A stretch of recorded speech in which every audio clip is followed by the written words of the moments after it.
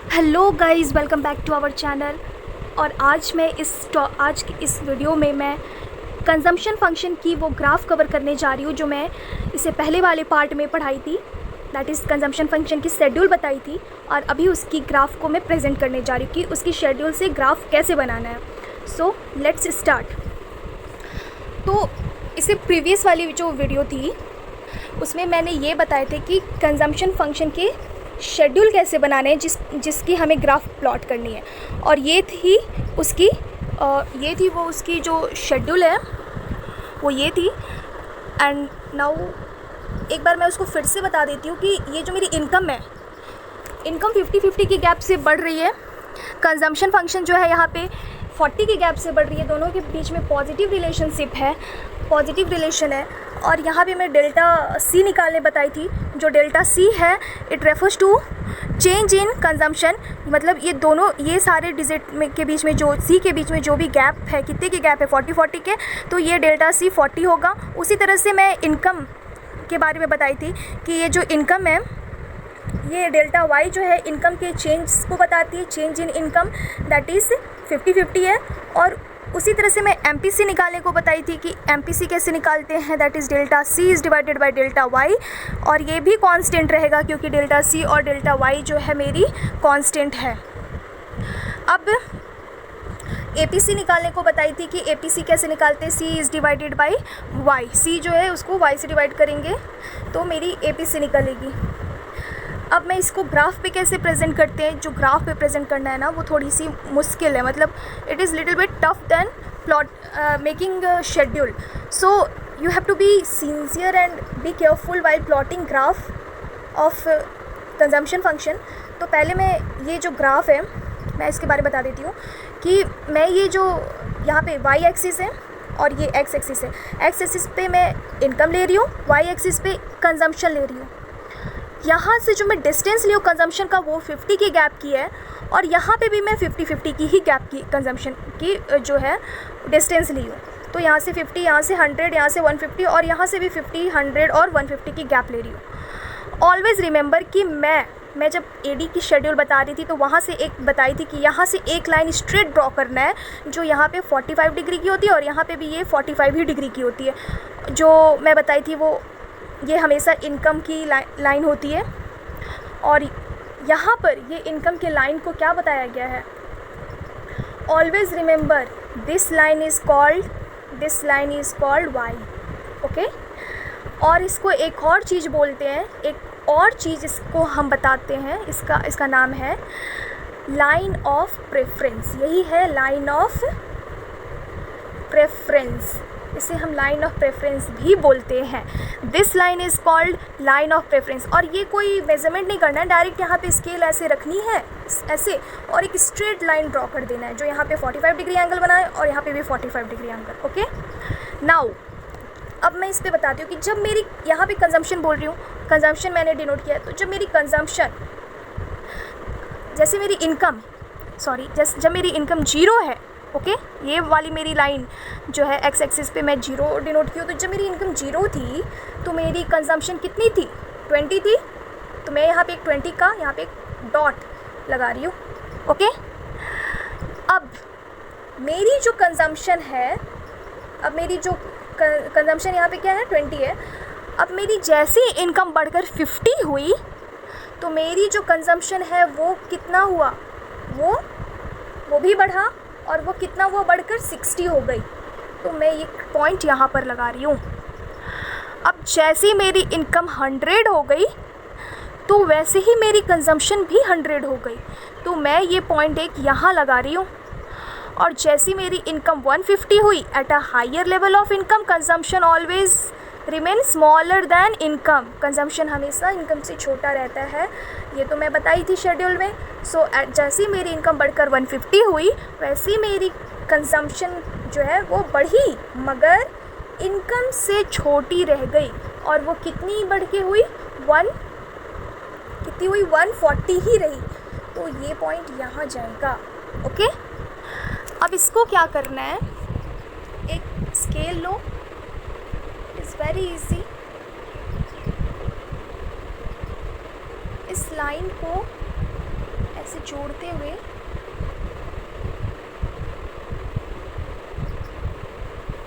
ऐसे कर लो, थोड़ी सी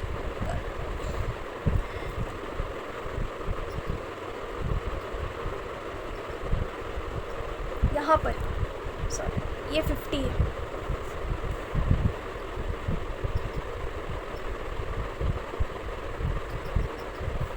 ओके। तो जैसे ही मेरी इनकम, अब मैं 150 हुई तो मेरी कंजम्पशन बढ़ी मगर 140 रह गई। अब ये जो लाइन है, ये जो लाइन मैं जो ड्रॉ की यहाँ से, ये सारे पॉइंट्स को ऐड करते हुए ये लाइन हो गई मेरी this line is C line, okay, this line is C line, और यही है स्लोप ऑफ MPC, इसी को हम स्लोप ऑफ MPC कहते हैं, ये जो लाइन है, ओके। और ये जो पॉइंट जहाँ पर y और इज इक्वल टू c है, इनकम और c इज इक्वल टू 100 है ना, इस पे जहाँ पे ये दोनों लाइन इंटरसेक्ट हो रही है, यहाँ पर ये जो पॉइंट है इसे हम ब्रेक इवन पॉइंट बोलते हैं, BREAK, ब्रेक इवन पॉइंट, इसे ब्रेक इवन पॉइंट बोलते हैं। अब यहाँ पर क्या है, देखो यहाँ पर C is greater than y, यहाँ पर इनकम क्या है, इज़ इक्वल टू C, और इस पॉइंट पे क्या है, इस पॉइंट पर C is smaller than y, हो गई। यही थी प्लॉटेशन की, बिल्कुल ऐसे स्ट्रेट लाइन करना है। अब देखो, जब मेरी इनकम 0 थी, 0 से बढ़कर मेरी 50 हुई, तब तक कंजम्पशन जो मेरी रही, जब 0 थी तब 20 थी, और 50 पे भी वो कंजम्पशन जो मेरी रही वो 60 है। मतलब यहाँ से लेकर यहाँ तक पूरी मेरी जो कंजम्पशन है वो इनकम से बढ़ी ही रही। बट एट द पॉइंट यहाँ पर जहाँ पर मेरी इनकम और कंजम्पशन इक्वल हो रही है, वहाँ पर ये जो है सी लाइन जो है लाइन ऑफ प्रेफरेंस को कट कर रही है, इंटरसेक्ट कर रही है। यहाँ पर जहाँ पर हमेशा याद रखना, जहाँ पर सी लाइन ऑफ प्रेफरेंस को कट करेगी, इंटरसेक्ट करेगी, वहाँ पर जो मेरी इनकम की वैल्यू होगी वो कंजम्पशन की वैल्यू के बराबर होगी, दोनों इक्वल होंगे, और इसी पॉइंट को ब्रेक इवन पॉइंट बोलते हैं, ओके। अब इसके बाद ब्रेक इवन पॉइंट के बाद क्या होता है, कंजम्पशन जो है मेरी छोटी हो जाती है इनकम से। ये लाइन जो है कंजम्पशन की लाइन वो नीचे रहेगी इनकम्स के लाइन से, ओके।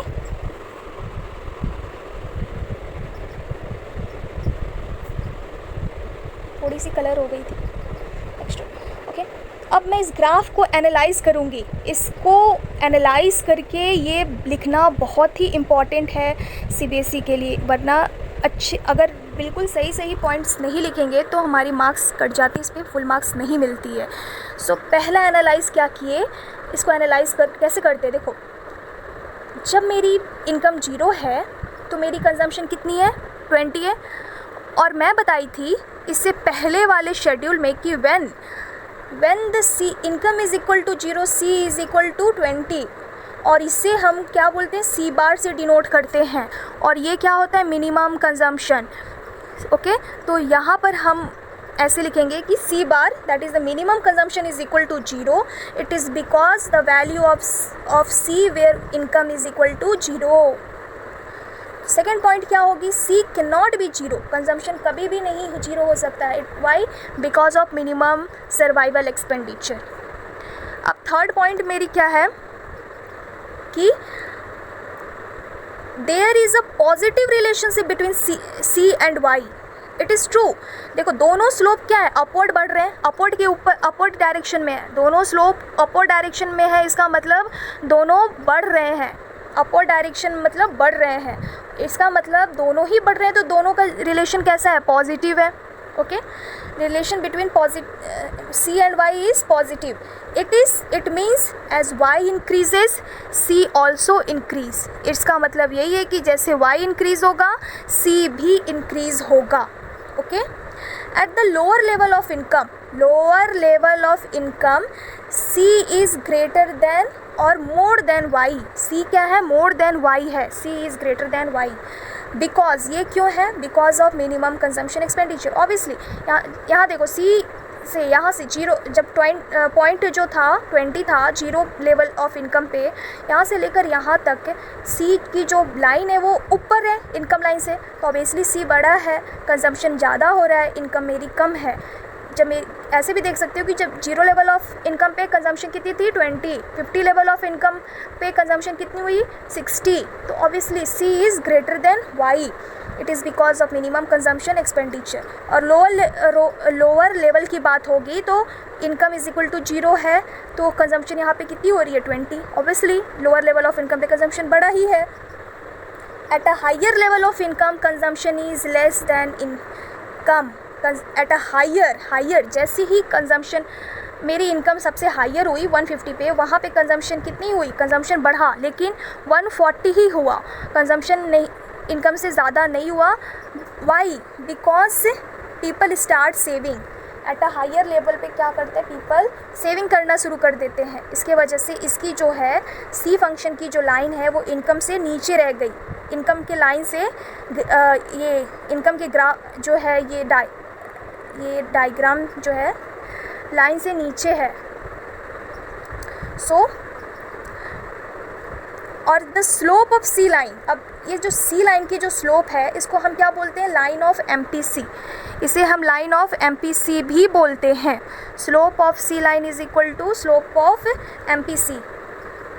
अगर एग्ज़ाम में पूछा जाए व्हाट इज़ द एमपीसी, तो उसे हम एमपीसी मतलब क्या पूछा जा रहा है, स्लोप ऑफ सी लाइन, और सी लाइन क्या है, कंजम्पशन फंक्शन। तो अगर ऐसा बोला जाए कि डिफाइन और डिस्कस एमपीसी, तो पूरे कंजम्पशन फंक्शन को डिस्कस करना है, पूरे कंजम्पशन फंक्शन के बारे में लिखना है। MPC is equal to C line ही होती है, इसे ग्राफ के थ्रू हमें प्रेजेंट करके दिखलाना होगा, जो कि 10 मार्क्स के क्वेश्चन में आती है। Okay, so the slope of C line is called MPC, that is the marginal propensity to consume. और एमपीसी इज इक्वल टू, और एमपीसी का फॉर्मूला भी हम लिखेंगे कि MPC is equal to delta C is divided by delta Y, delta C is divided by delta Y. Okay, 7 is very much important, इस line को ध्यान से देखो कि द एल्जेब्रिक, ये सारे जो कंजम्पशन फंक्शन थे और हैं, इसकी एल्जेब्रिक एक्सप्रेशन क्या होती है, algebraic expression of consumption function. इसकी फॉर्मूला कंजम्पशन फंक्शन की क्या है, कंजम्पशन फंक्शन की एल्जेब्रिक एक्सप्रेशन को ही कंजम्पशन फंक्शन की फॉर्मूला बोलते हैं। उसकी फॉर्मूला है सी, consumption is equal to C bar.